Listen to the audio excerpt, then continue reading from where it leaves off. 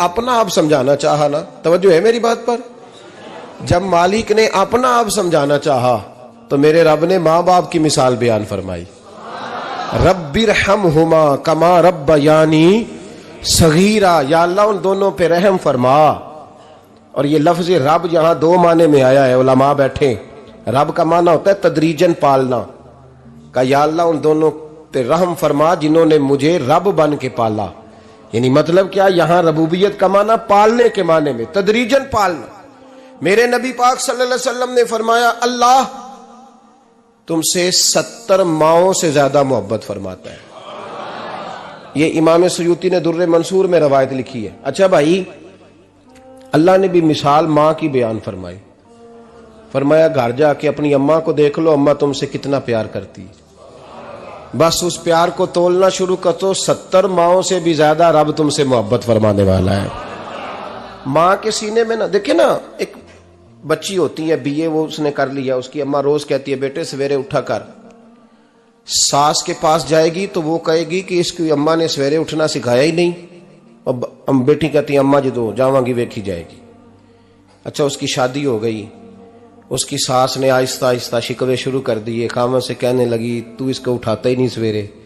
वो भी कहता है कमरे में जाके अम्मा शिकवा करती है तू उठती नहीं। और बच्ची लाडली थी, वो नहीं थी उठती टाइम पे। जिंदगी के 22 साल 23 साल वो सवेरे नहीं उठी, वक्त पे नहीं उठी, मिसाल दे रहा हूं। फिर उसी बेटी को अल्लाह ने एक बेटा अता कर दिया।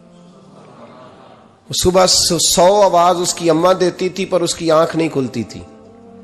लेकिन उसी बेटी का बेटा सहरी के वक्त हल्का सा रोता है, सारी दुनिया सोई है पर अम्मा उसकी फटाफट जागती है, फटाफट जागती है। एक आदमी था तो उसकी बीवी इंतकाल कर गई और उसने तलाक दे दी। 10-11 साल का उसका बेटा था, उसने दूसरी शादी कर ली। एक दिन अपने बेटे से कहने लगा, बेटे वो सगी अम्मा ठीक थी या ये वाली ठीक है? तो बेटा कहने लगा, अब्बा जी ये ठीक है, वो सगी अम्मी झूठ बड़े बोलती थी, सगी अम्मी झूठ बड़े बोलती थी, झूठी थी, ये सच्ची है। उसने कहा बेवकूफ तेरी मां झूठी थी। उसने कहा अब्बा बड़ी। कहा किस तरह? कहने लगा अब्बा जी मैं ना, कभी आपको पता मैं शरारती हूं, कभी मैं शरारत करता था ना, कोई बर्तन तोड़ देता था तो मेरी सगी अम्मा मुझे थप्पड़ मार के बाहर निकालती थी। कहती थी मैं ताला लगाऊंगी बावर्ची खाने को, तुझे सारी रात रोटी नहीं देनी, तू आज भूखा ही रहेगा। बिल्कुल नहीं देना, सारी रात नहीं देना। बड़े दावे करती थी, कस्में उठाती थी, पर बड़ी झूठी थी। आधा घंटा भी नहीं गुजरता था तो गलियों में मुझे ढूंढने लग जाती थी, ढूंढ के लाती थी, ढूंढ के, और ला के ना तो गलती मेरी होती थी, रोना मेरी अम्मा शुरू कर देती थी, वे ओए मैनू ना सताया कर वे पुत्रा। फिर मेरी मर्जी का खाना मुझे पका के देती थी, मेरी मर्जी का। और फिर मेरी अम्मा मुझे तोहफा भी देती थी। अब्बा जी वो झूठी थी, पहले कह रही थी सारी रात नहीं देना, अब आधा घंटा। ये बड़ी सच्ची है, जवाब भाई है। मैं शरारत करता हूं तो थप्पड़ मार के निकाल देती है, कहती है रोटी नहीं देनी। फिर मैं सारी रात रो के गुजारता हूं पर नहीं देती। ये सच्ची है, वो झूठी थी।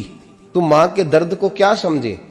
बच्चे तो कहते हैं अम्मा ने हमें कैद कर दिया, अम्मा कहती है मेरी मर्जी से खाओ। और तुझे नहीं पता उसने कैद नहीं किया, वो तुमसे प्यार बड़ा सच्चा करती, और बड़ा सच्चा प्यार करती है तेरे साथ, बड़ा सच्चा। बेटा बर्गर खा के आ जाता है, अम्मा कहती है रोटी खा ले, कहता नहीं आपने बैंगन पकाए हुए हैं मैंने नहीं खाने।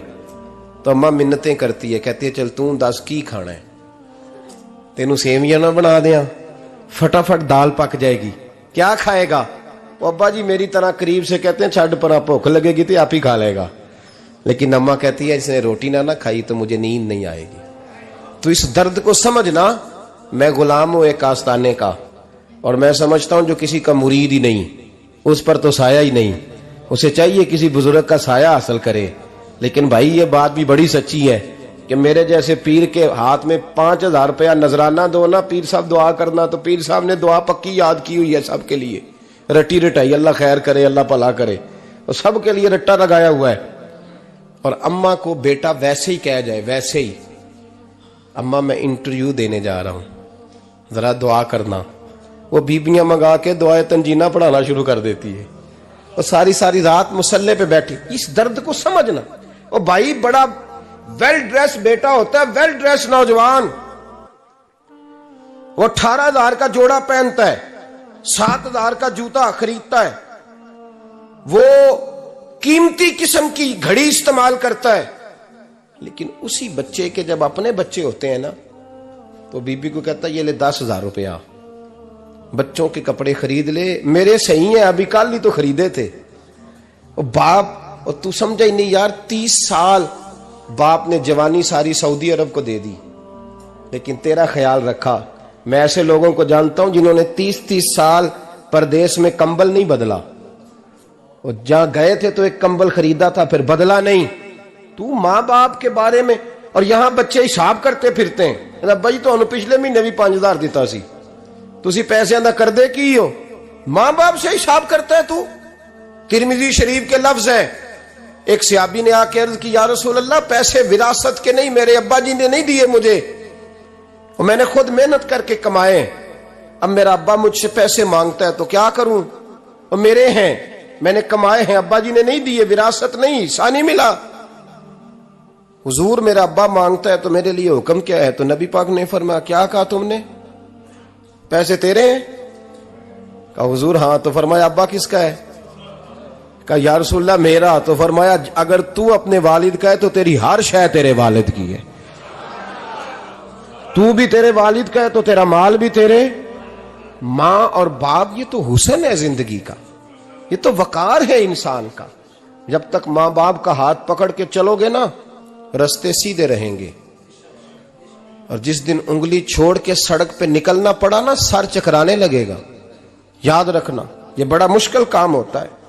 लोगों का तो रुख ही उस दिन वाज़े होता है जिस दिन आदमी साये से महरूम होता है। अम्मा तो कमरे में पड़ी हो ना, औरंगजेब आलमगीर की मां फौत हो गई, 350 कमरा था महल का, और अम्मा 12 साल टांगों से माजूर रही औरंगजेब आलमगीर की। अम्मा 12 साल कमरे से निकल नहीं सकी, साथ ही वॉशरूम था या जो भी उस दौर में तरीका था। औरंगजेब जब महल में आते थे तो फिर भी सीधे अम्मा के पास जाते थे, और जब वापस निकलते थे फिर भी अम्मा के साथ। औरंगजेब की मां का जनाजा उठा तो औरंगजेब ने रोना शुरू किया। फिर सालों बीत गए पर उसके आंसू खुश्क नहीं होते थे। एक शख्स ने कहा तेरी कोई अनोखी मर गई है, सारी दुनिया की मरती हैं। उसने कहा मैं बादशाह हूं, 24 घंटे लोगों का आना जाना है, बड़े दबदबे हैं, बड़े डेरेदारियां हैं, बड़ी भैंसें, बड़ी गायें, बड़े खाने वाले, बड़े लांगरी। मेरी मां बूढ़ी थी, एक कोने में पड़ी रहती थी, पर जब से वो गई है ये मुझे महल नहीं लगता, मुझे कब्रिस्तान लगता है। मुझे लगता है ये कब्रिस्तान है। माँ और बाप तो तेरी नेमत है भाई। हम बच्चे, हमारे आजकल के बच्चों ने एक मसला बड़ा पक्का याद कर लिया। कहते मौलाना पीर साहब पसंद की शादी करना जायज नहीं। मैं कहता हूं साहब और भी बड़ी चीजें जायज है, सिर्फ एक ही शय जायज रह गई है। रसूल पाक सल्लल्लाहु अलैहि वसल्लम सिवाय अल्लाह के किसी के पाबंद नहीं, किसी के पाबंद नहीं। पर जनाब सैयदा खतीजतुल कुबरा रदी अल्लाह तआला अन्हा ने पैगामे निकाह दिया, या रसूलल्लाह मैं शादी करना चाहती हूँ, हुजूर किसी के पाबंद नहीं। पर मेरे महबूब ने फरमाया मेरा चचा मेरे वालिद की जगह है, मैं अपने चाचा से पूछ के तुम्हें जवाब दूंगा। यह है पसंद की शादी जो मेरे नबी ने बयान फरमाई है। तू सारा कुछ क्रॉस कर करके गुजर जाता है। यहां तो हाल यह है कि पालने वाला कोई और साये में बैठने वाला। बाग तेरे दी कर कर राखी मैं सारी उम्र गुजारी, तो जदों ये फल पकन ते आया ते लै गए होर व्यापारी। और बेटा गुजरता है अम्मा के दरवाजे के आगे से, अम्मा के दरवाजे के आगे बेटा अमरूद लेके आया है 6 किलो। तवज्जो है मेरी बात पर?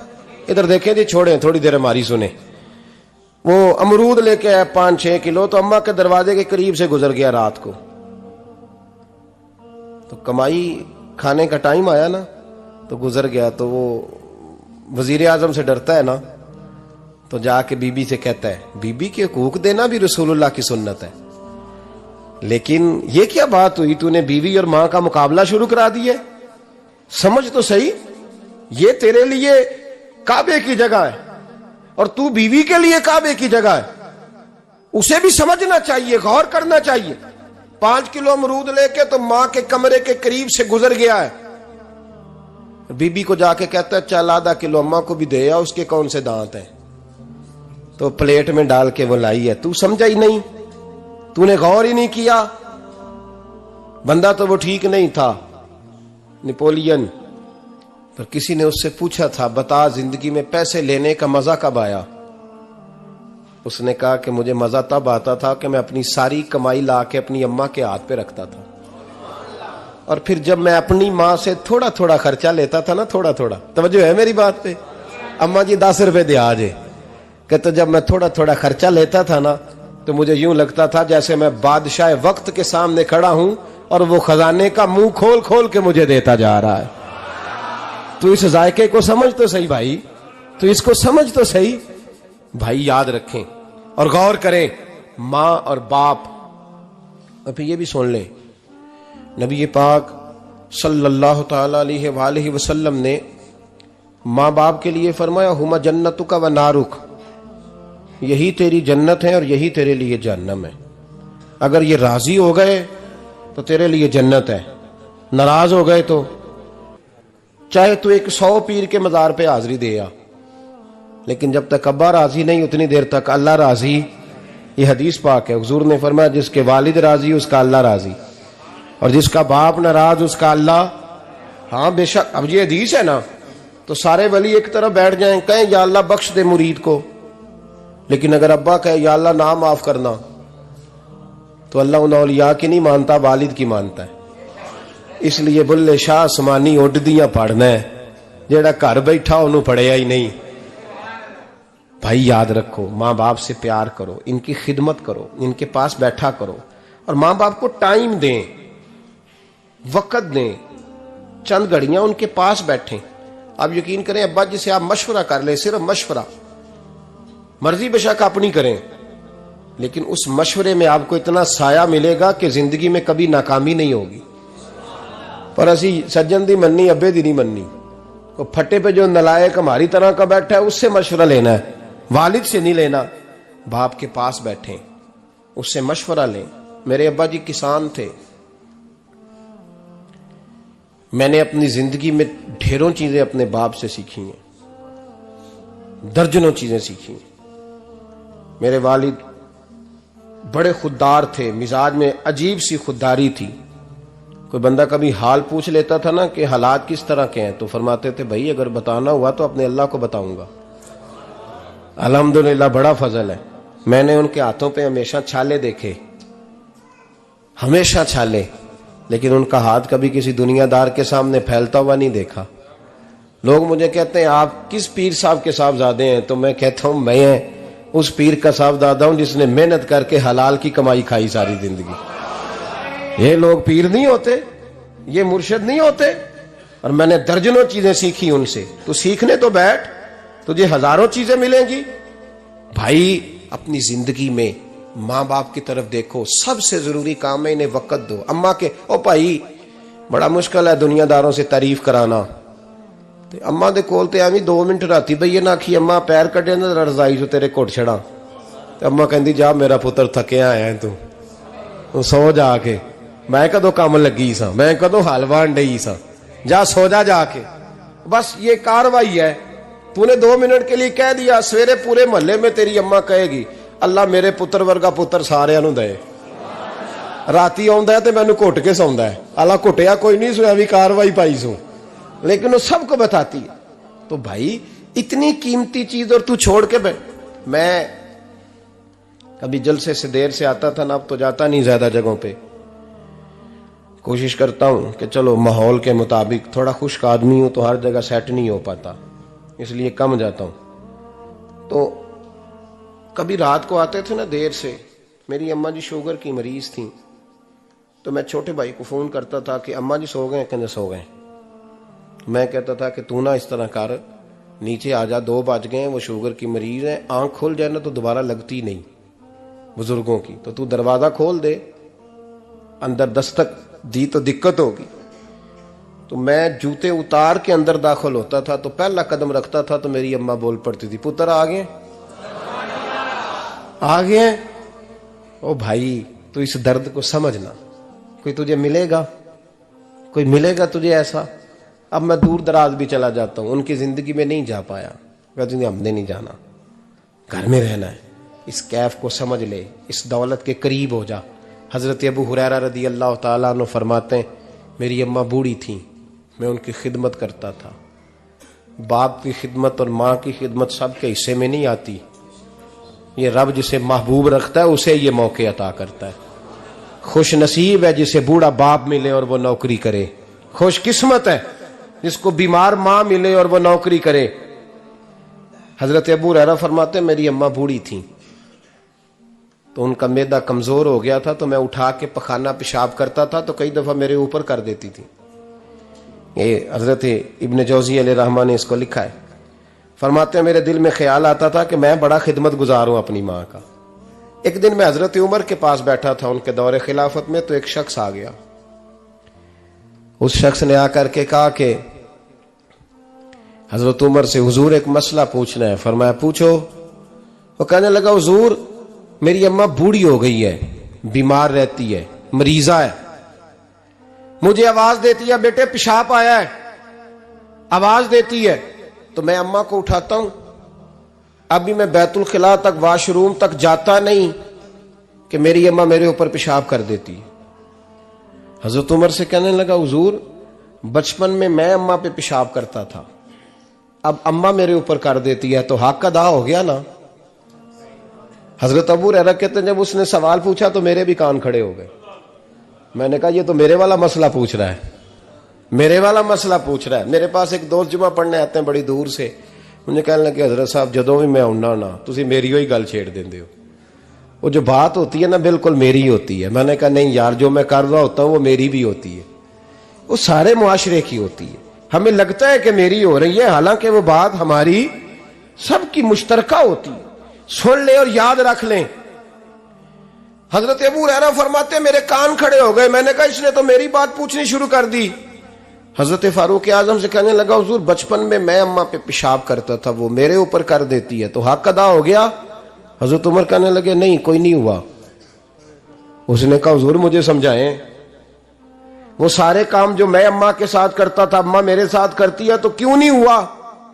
हजरत उमर कहने लगे भाई पेशाब तो तू भी अम्मा पे करता था और अम्मा भी तेरे ऊपर करती है, पर तेरी और तेरी माँ की सोच में बड़ा फर्क है। उसने कहा हुजूर किस तरह, तो क्या जवाब है सैयदना फारूक आजम का, लौ काना नबी बाद लकाना उमर इब्न खत्ताब। क्या जवाब है। हजरत उमर फरमाने लगे तेरी और तेरी माँ की सोच में बड़ा फर्क है। कहा हुजूर किस तरह। फरमाया जब तेरी अम्मा तेरे ऊपर पेशाब करती है ना तो तू दुआ करता है कि या अल्लाह बूढ़ी हो गई है इसे पर्दा दे दे, और जब तू अपनी अम्मा पे पेशाब करता था तो वो दुआ करती थी या अल्लाह मेरे लाल को लंबी जिंदगी अता फरमा। फरमाया ये तेरा और उसका फर्क है, तू पर्दे की दुआएं।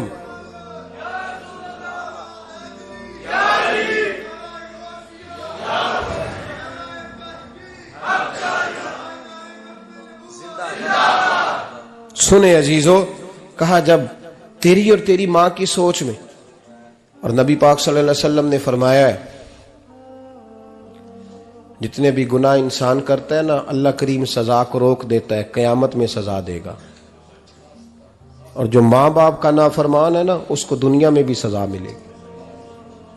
जो माँ बाप का नाफरमान है उसे दुनिया में भी, आप यकीन करें बच्चे थोड़ा सा पड़ जाते हैं बेचारे तो माँ बाप से कहते हैं अब्बा जी तुसी पुराने दौर दे हो, तुहानू की पता होवे। और तुझे पता ही नहीं भाई, तुझे खबर ही नहीं, ये पुराने दौर के नहीं, तू बेवकूफों के दौर का है। तू समझ ये को तालीम है। अकबर अलाहाबादी ने कहा था हम ऐसी लाखों किताबें काबिले जब्ती समझते हैं, जब्त करने को दिल करता है। हम ऐसी लाखों किताबें काबिले जब्ती समझते हैं जिनको पढ़ के बेटे बाप को खबती समझते हैं। बात करने वाली माँ और बाप इतना बड़ा दर्जा है। और भाई सुन लो और इस बात को याद रखना, दुनिया में सियाबी होने से बड़ी विलायत कोई नहीं। सारे वली गौस कुतुब अब्दाल मिलके भी सियाबी के कदमों की खाक तक को नहीं पहुंच सकते, लेकिन हजरत अवैसे करनी सियाबी नहीं बन सके सिर्फ अपनी अम्मा की वजह से पीछे रहे। महबूब ने फरमाया तू वहां रह के मां की नौकरी कर, तेरा नबी तुझसे राजी है। इतना बड़ा काम उन्होंने छोड़ दिया, हुजूर की जाहिरी जियारत नहीं कर पाए, और तू कहता है मैं फलाने पीर साहब के आस्थाने पे होता हूं, अम्मा बड़े भाई के पास होती है, मैं जाता हूं तंजीमों के साथ, जमातों के साथ, और अम्मा फलाने के साथ। ये कैसी बात हुई? ये किस तरह का मसला हुआ? जो तेरी ड्यूटी है उस ड्यूटी को पहले अदा कर, नौकरी को पहले कर, फराइज का अदायगी पहले कर। तू फर्ज छोड़ के नफल के पीछे जा रहा है, इस काम को पहले सर अंजाम दे। मेरे नबी पाक सल्लल्लाहु अलैहि वसल्लम ने फरमाया वालिदैन के नाफरमान को दुनिया में सजा मिलती। हजरत मालिक बिन दिनार रहमतुल्लाह ताला अलैह फरमाते मुझे अल्लाह ने 60 हज करने की तौफीक अता फरमाई। कितने? बोल के बताएं। जिस बंदे के पास इतने पैसे हों कि हज पे जा सके, आ सके, और जितने दिन रहना है घर वालों को खर्चा दे सके, उस पर हज करना फर्ज है। पता है आपको? उस पर हज करना, इसलिए बयान कर रहा हूं कि हज की दरखास्तें जा रही हैं। हम पता क्या कहते हैं? हम कहते हैं बच्चे बड़े होंगे, शादी करूंगा फिर जाऊंगा। ये किसने फतवा दिया है? ये किससे आपने पूछा है? वो जब बड़े होंगे उनकी शादी की चीज उस वक्त आप पे फर्ज होगी। अभी जो फर्ज है उसको अदा करें। और ये तिरमिजी शरीफ की हदीस है, याद रख लें। नबी पाक सल्लल्लाहु अलैहि वसल्लम ने फरमाया जिस पर हज फर्ज था उसने किया नहीं, बगैर हज किए मर गया, या यहूदी होके मरेगा या ईसाई होके मरेगा। इतना बड़ा हुक्म है हज के हवाले, लेकिन लोग इंतजार करते रहते हैं पता नहीं किस चीज का। जब आपको अल्लाह मौका दे, हिम्मत दे, तो पहली फुर्सत में ये फरीजा अदा करें, ये जरूरी काम है। हजरत मालिक बिन दिनार फरमाते मैंने 60 हज किए। एक हज के मौके पर मैंने बड़ा रश देखा, लाखों का इज्तिमा हुआ। मेरी बातों की समझ तो आ रही है ना आप दोस्तों? जो नहीं बोल रहे उन्हें भी आ रही है ना? अल्लाह जज़ा दे। कहते लाखों का मजमा था, तो मेरे दिल में ख्याल आया, मैंने कहा अल्लाह इतने लोग आए हैं, इनका हज कबूल भी हुआ है कि नहीं? फरमाते मैं सोच रहा था तो रात को ना ख्वाब में मैंने किसी कहने वाले को कहते हुए सुना कि सब का कबूल हो गया है। बल्ख का रहने वाला मोहम्मद बिन हारून बल्खी है, उसका हज कबूल नहीं हुआ। फरमाते शहरों के अलग-अलग खैमे लगते थे। अब भी आप हज करने जाएं तो पाकिस्तानियों की रिहायशें अलहदा होती हैं, इंडियन की अलहदा, बांग्लादेश के अलहदा, मिस्री, यमनी, सब लोग अलग-अलग रिहायशें होती, झंडे लगे होते हैं मुल्कों के। कहते मैंने सवेरे उठ के ढूंढना शुरू कर दिया, ढूंढता हूं वो बंदा मिले। कहते जहां बल्ख शहर के लोग रहते थे वहां चला गया, तो मैंने लोगों से पूछा तुम में मोहम्मद बिन हारून बल्खी कौन है? लोग कहने लगे वो तो बड़ा नेक आदमी है, परहेजगार है, बड़े भोले भाले, बड़े अल्लाह वाले, रियाज आपको बस हम ही जानते हैं, वो तो बड़ा नेक है, परहेजगार आदमी। कहते मैंने कहा अच्छा कहां है? उन्होंने कहा पहाड़ के पीछे उसने खैमा लगाया हुआ है, सारी रात इबादत करता है, सारा दिन रोजा रखता है, कायमुल लैल है, साइमुद दहर है। क्या बात? फरमाते मैं उन लोगों की बात सुन के हैरान हो गया कि मुझे क्या बताया गया, ये क्या कह रहे हैं। फरमाते मैं पहाड़ के पीछे गया। हजरत मालिक बिन दिनार अलैहि रहमा फरमाते हैं जब मैं वहां पहुंचा तो मैंने उस शख्स को मुसल्ले पे बैठे देखा। कसरत इबादत के आसार उसके वजूद पर नजर आ रहे थे। सीधा बाजू उसका कटा हुआ था। फरमाते 2 रकते मुकम्मल करके ना मैंने उससे अस्सलामु अलैकुम कहा तो मुझे कहने लगा वालेकुम अस्सलाम, आप मालिक बिन दिनार हैं? मैंने कहा बड़ी इसकी फिरासत है। फरमाते फिर उसने ठंडी सांस ली, कहने लगा आपको ख्वाब आई होगी कि मेरा हज कबूल नहीं हुआ। फरमाते मुझ पर और बिजली गिरी कि क्या कह रहा। फरमाते मैंने कहा यार लोग भी तेरी तारीफ कर रहे हैं और तेरी बसीरत भी बड़ी है, तो ये माजरा क्या है? कहने लगा आप ना पूछें। ये कह के उसने रोना शुरू किया, देर तक रोता रहा। मैंने कहा नहीं यार तू बता। कहने लगा नहीं आप ना पूछें, आप नाराज होंगे। मैंने कहा मैं नहीं होता, तू बोल ना। कहने लगा हुजूर 24 साल हो गए मुझे हज करते हुए, 24वां हज है मेरा, और हर साल कोई अल्लाह का वली आके बताता है कि जा चला जा, तेरा कोई नहीं कबूल हुआ। बेपरवाही वेख सज्जन दी, जिथे किसे दी पेश ना जावे, उन्हें ताजा वाले दर दर रोले ते मंगते तख्त बिठावे। आजम किसे नू कारा मिलदा ही कोई काबे ओ खाली आवे। कहते हैं उसने मुझे कहा हुजूर 24वां हज है, हर साल कोई बताता है। मैंने कहा तेरी गलती। कहने लगा मैं अपनी मां का नाफरमान। मैंने कहा वाकया क्या हुआ? कहने लगा हजरत अल्लाह ने मुझे दौलत दी, माल दिया, जमीनें दी, तो मैं अय्याश हो गया। आप यकीन करें, अल्लाह लोगों को माल देता है तो वो समझते हैं मेरी चालाकी से आया है, मैं तेज बड़ा था इसलिए आया है, नाफरमान होते हैं। लेकिन जो रब लेना जानता है, देना जानता है, वो लेना भी। वारस शाह मान करी ना वारसां दा, रब बेवारसा करके मार दई। लोग बड़े स्मार्ट बन जाते हैं, उनकी गुफ्तगू में बड़ा तकब्बुर होता है, उनके निगाहों के अंदाज में बड़े, वो कहते हैं ओहो सब लोग बेवकूफ हैं, सिर्फ मैं सियाना हूं, काम जो सही चल रहा है। ओ भाई 1 मिनट लगता है इंसान को बादशाह से फकीर होने में। एक इमाम मालिक रहमतुल्लाह अलैह बैठे थे, तो हारून रशीद आपसे कहने लगा इमाम अबू मालिक से, हजरत बताएं इस वक्त अल्लाह क्या कर रहा है? आप फरमाने लगे यार तू बड़े मोटे दिमाग का है, किस तरह के सवाल पूछता है? बादशाह था ना, कहा नहीं आप बताएं। तो इमाम मालिक फरमाने लगे तू तख्त पे बैठ के सवाल पूछता रहता है और मैं नीचे बैठ के जवाब देता रहता हूं, नीचे आ फिर बताता हूं। उसने कहा जनाब बताएं। फरमाने लगे तू सवाली है ना, तो तू नीचे बैठ और मैं ऊपर बैठता हूं। कहा जनाब आ जाए। हारून रशीद नीचे आ गया, इमाम मालिक तख्त पे बैठ गए। फरमाने लगे अब बता क्या पूछ रहा था? कहने लगा हुजूर पूछा था अल्लाह इस वक्त क्या कर रहा है?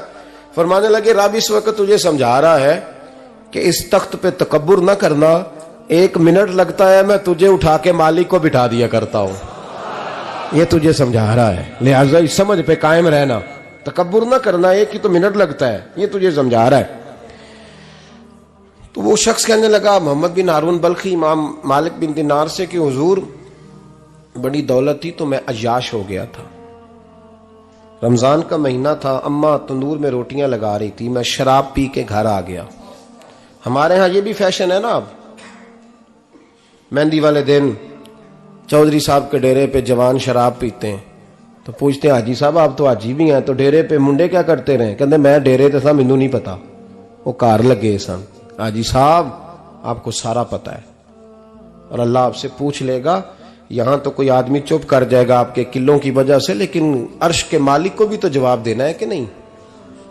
क्या तरीका है? देखे ना, कुल वाले दिन महफिल और मेहंदी वाले दिन अल्लाह से सिर्फ दुखों का रिश्ता है, रसूलुल्लाह से सिर्फ गमों का रिश्ता है। अगर तूने ढोल ढमक्का शोर शराबा किया है शादी वाले दिन, तो कोल वाले दिन भी बजा, तेरा पता चले, जनाजे पे भी बजा। क्या तमाशा है?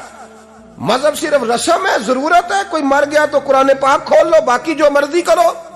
हज भी कीती जांदे हो, लहू भी पीती जांदे हो, खो के माल यतीमां दा भेज मसीती जांदे हो, फट दिलां दे सींदे नहीं, टोपियां सीती जांदे हो, नफ्स ते छुरी फेर दे नहीं, बकरे कीती जांदे हो, फर्ज भुलाई बैठे हो, नफला नीती जांदे हो।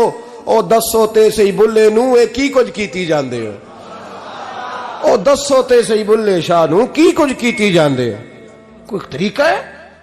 कोल शरीफ पे मौलवी साहब तशरीफ लाइएगा, अब्बा जी के कोल है, तो मैं तो कहता हूं बजा ना बैंड बाजे वाला आज भी, तेरा पता चले कि ये दो काम कैसे होते हैं। तू किस तरह 2 कश्तियों का, समझ नहीं आती बात की। मैं तो जाता ही नहीं बैंड बाजे वाली शादी पे, मैं कहता जो तुमको मर्दी पढ़ा लो। ने कहा हमसे नहीं 2 काम होते, अल्लाह रोजी देने वाला है, एक ही करते हैं, 2 रंगी छोड़ के यक रंग हो जा, सरासर मोम हो जा या संग हो जा, मौज करो।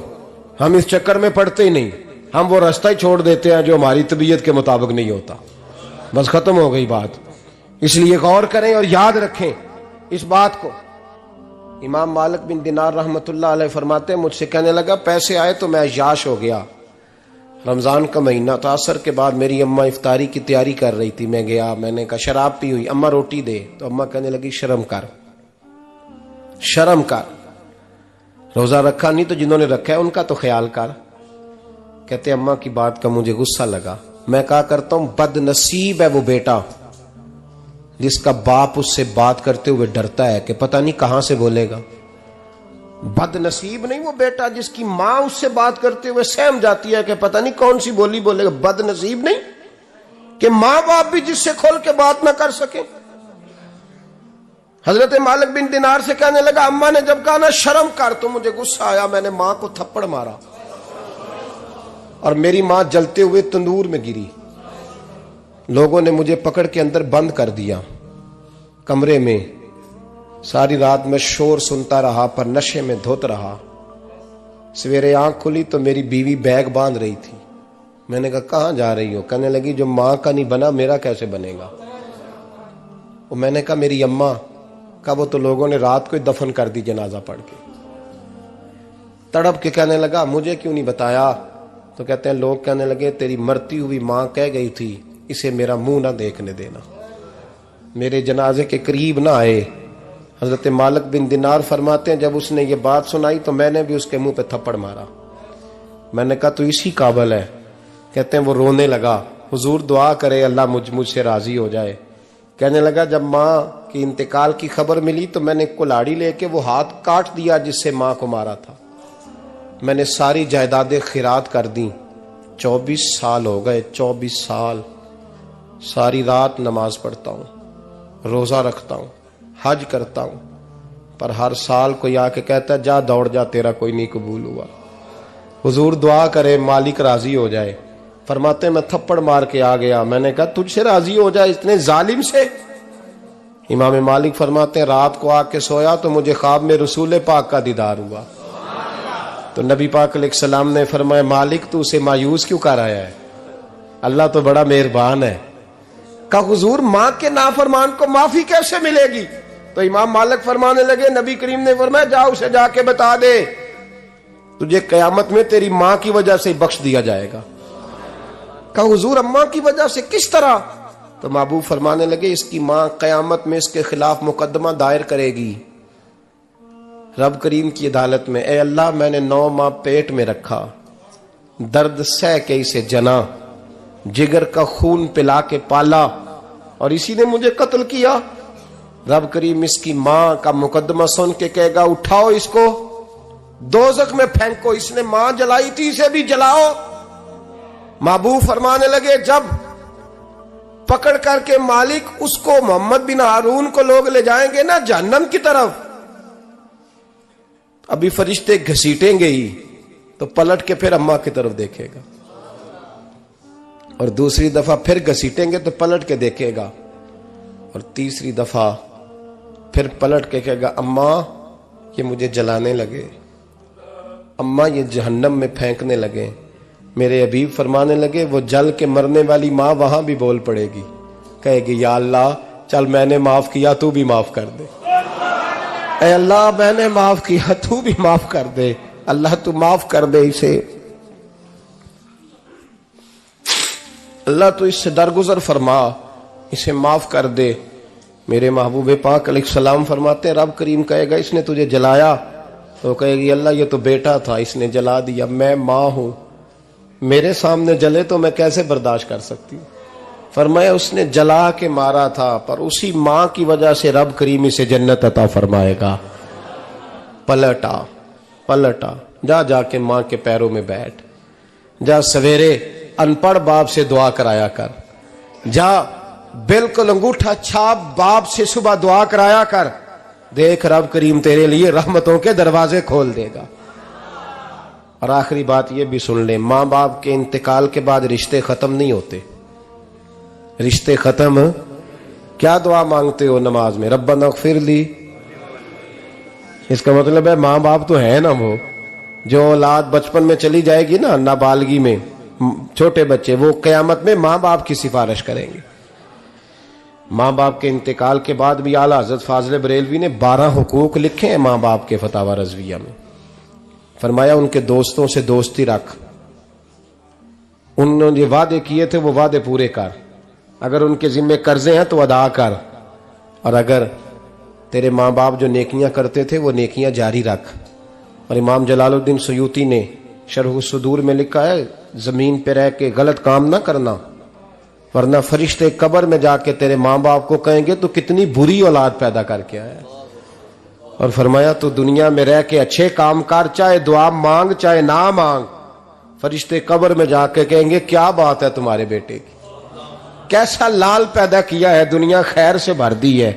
और भाई मुझसे कोई बंदा पूछे ना कि माँ बाप को इसाले सवाब का सबसे बेहतरीन तरीका, तो मैं कहता हूं बेटे नमाजी हो जाओ। क्या कर, ताकि हर नमाज की आखिरी रकत में तो कहे रब्बना फिर ली। नमाज अल्लाह की, जिक्र माँ बाप का अल्लाह ने रख दिया है, रब्बना फिर ली। हर नमाज की हर आखिरी रकत में खत्म शरीफ पढ़ा जाएगा। और नमाज के अंदर पढ़ेंगे इंशाअल्लाह ताला, पढ़ेंगे नमाज इंशाअल्लाह, वादा नहीं करा रहा। दाढ़ी किसकी सुन्नत है? नहीं, जिन्हें नहीं रखी हो बोलो, जिन्हें रखी हो तो बोलन डया ने। किसकी सुन्नत है? तो सरकार के गुलामों ने रखनी है, किसी और ने रखनी है? गुलाम कहते हैं अभी हम नेक ही नहीं, नेक होंगे तो रखेंगे। वो खुदा के बंदो, नेक तो सारी जिंदगी बंदा नहीं होता। कभी किसी ने दावा किया है वली गौस कुतुब ने कि अब मैं बिल्कुल गुनाह नहीं करता, मैं पाक साफ हो गया हूं? किया है कभी? ये शैतान का वसवसा है। दाढ़ी हुजूर की सुन्नत है, और रखो तो नबी पाक की मर्जी के रखो, पूरी मुट्ठी रखो, अपनी मर्जी की ना रखो। जितनी मुझे अच्छी लगती है उतनी मैंने रख ली। एक मुट्ठी दाढ़ी रखें, सारी दुनिया की ट्रेनें गुजरती हैं तो गुजर जाएं, नमाज का वक्त नहीं गुजरना चाहिए। बस खत्म हो गई बात। दुनिया तो चंद रोज है, ओ पईयां देश दियां कबरां जिन्हां ते फुल पे, उधरों कोई नहीं जी आमदा ते इधरों लखां गए। नमाज सबसे पहले, इसलिए कि रब रसूल के बगैर हमारा गुजारा ही नहीं, गुजारा ही नहीं। नमाज, कुरान पाक और दुरूद व सलाम, ये कज़ा होना ही नहीं चाहिए, जो मर्जी हो जाए। और साथ साथ सुन्नत और शरीयत का लिहाज करना सीखें। और मेरी अपील ये है, हर इमारत पे गुलाफ नहीं चढ़ता, सिर्फ खाना काबा पे चढ़ता है। हर किताब का गुलाफ नहीं होता, सिर्फ कुरान पाक का होता है। हर बीबी का पर्दा नहीं होता, सिर्फ मुसलमान औरत का होता है। जो चीजें पर्दों में होती हैं ना, वो मुकद्दस होती हैं। और भाई टाफी से भी रैपर उतार दो तो मक्खियां बैठने लगती हैं। तो जो बीबी पे पर्दा होगी उस पर बुरी नजरें नहीं जमेंगी। ड्यूटी है आपकी, बेटियों को पर्दा कराएं, बहनों को पर्दा कराएं, माँ बाप माओं को गुजारिश करें। पर्दा हुस्न है मुसलमान का। जिस घर में पर्दा रहता है उस घर में अल्लाह के फरिश्ते रहमत नाज़िल फरमाते हैं। ये कोई फैशन, कोई तरीका, कोई मतलब ही नहीं इन चीज़ों का। बापर्दा करें अपने घरों को। दुआ करता हूँ अल्लाह तबारक व तआला मेरी इस हाज़िरी को कबूल फरमाए। अल्लाह आप सबका आना कबूल फरमाए। और जो कुछ मैंने कहा अल्लाह तबारक व तआला हमारे दिलों में, हमारी रूहों में इस जज्बे को जागुज़ी फरमाए। आखिर दावाना।